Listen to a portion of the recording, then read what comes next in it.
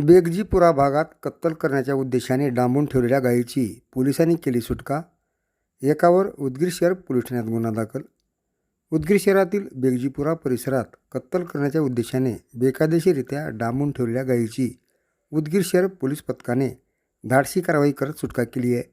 या प्रकरणी एकावर उदगीर शहर पोलीस ठाण्यात गुन्हा दाखल करण्यात आला आहे.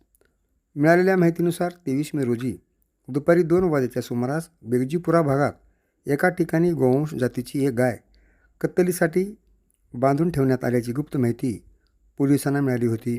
त्यानंतर पोलिसांनी तात्काळ घटनास्थळी धाड टाकून संबंधित ठिकाणाची पाहणी केली असता यावेळी एक गाय आढळून आली. पोलिसांनी तातडीने गायीची सुटका करून तिला सुरक्षित स्थळी हलविले. या कारवाई दरम्यान संबंधित व्यक्तीकडे आवश्यक कागदपत्रे नसल्याचे निदर्शनास आले. त्यामुळे पोलिसांनी प्राण्यावरील क्रूरता प्रतिबंधक कायदा व इतर संबंधित कलमान्वये पोलीस कर्मचारी बबन रानबा टारपे यांच्या तक्रारीवरून आरोपी सय्यद नूर सय्यद खाजा यांच्यावर गुन्हा दाखल केला आहे.